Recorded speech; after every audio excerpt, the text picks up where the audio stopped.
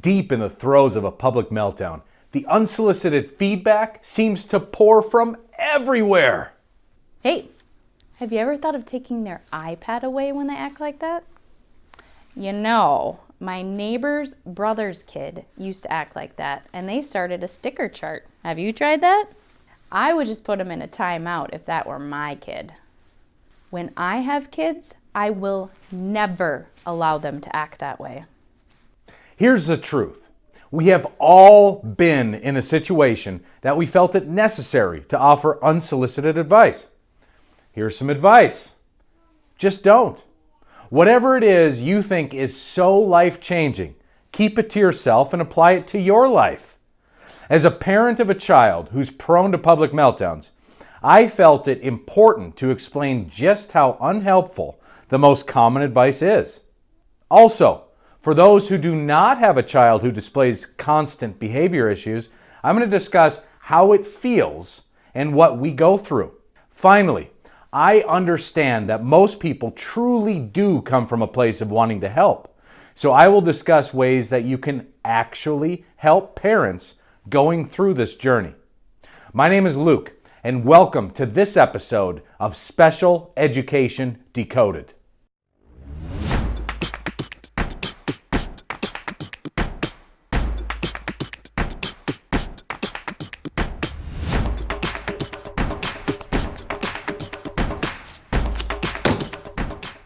Before we dive into some of the most common unhelpful advice I've received and seen, I'm hoping you can help.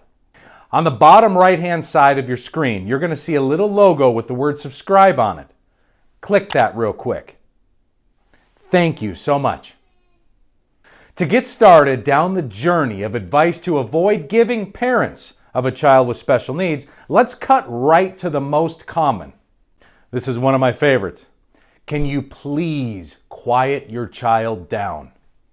Okay, so to those who have asked this before, do you not think that the parent would love to do this? Judging by the situation, do you not think they're trying?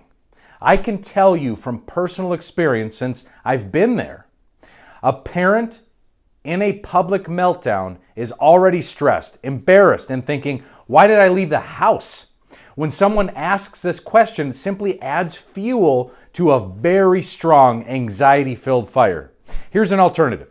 Either say nothing, or if you really have to speak, simply say, if there's anything I can do that would help, please let me know. The truth is, sometimes a parent does have something that would help. Not knowing what that is, it's best to actually ask what they need. Keep in mind though, if the parent is a stranger, often the say nothing piece is most helpful. Next on our list of common feedback is telling a parent what you have heard that works. Here's a subtle tip. If you aren't a parent, and especially if the person you are about to speak to is a stranger, your advice is most often not helpful. Quick tip to remember here is that if you plan to start a sentence with, I heard, just don't. In my personal experience, since I lived through these moments, most parents working with their child who's going through a public meltdown will try and smile, act politely toward you, and say thanks. However, doing this requires a lot of effort for someone in an overly anxious, stressed, and frustrated state. The bottom line here again is simply to walk away. Next on our list are those who like to offer unsolicited suggestions to help end the meltdown. Absolutely nothing you can offer a parent during a meltdown will help. It's true that you most likely have the best intentions, but even if your advice is sound, a parent in this situation will not be able to absorb and utilize what you say. You cannot learn in a highly emotional state, especially new parenting techniques.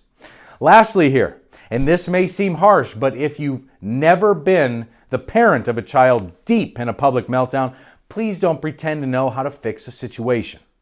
Next, let's discuss what it's actually like to be a parent with a child in the throes of a public meltdown.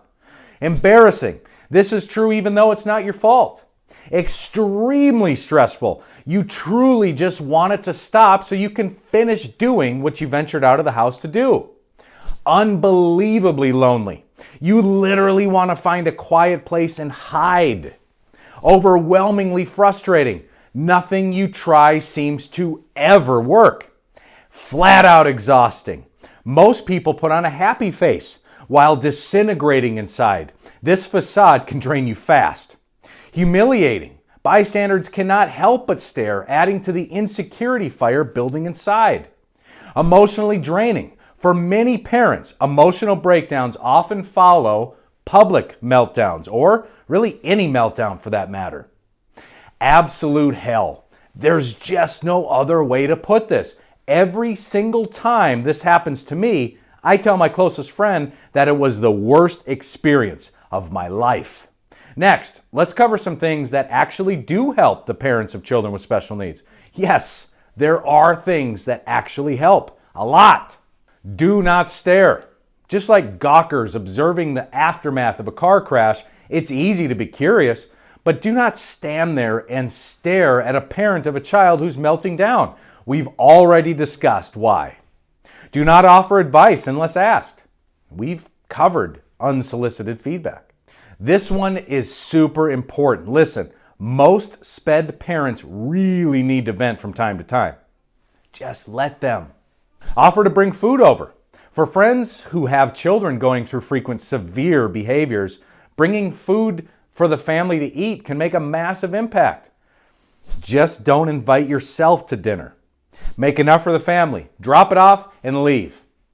Offer to watch siblings. Sometimes allowing the siblings to get out makes a massive positive impact on the entire family. Number 6, offer to babysit all kids. If you feel comfortable, allow the SPED parents to go out for a much needed break. Like anyone going through a tough time, most SPED parents will not ask for help. Knowing what to say and what truly can help will make a massive impact that will ultimately give these parents the ability to push through the issues currently consuming them. Most people have good intentions and just want to help. I made this video because it's important to understand where the parents of children with special needs are coming from. Through this journey, I have lost some close friends simply because they felt I was too busy to spend time with them the way I used to. For me, I don't want to burden anyone, and I don't want to be a negative Nancy when talking with my closest friends. So, it's natural for parents like me to simply avoid conversations with our friends. Understand this, and don't be afraid to genuinely call and just listen.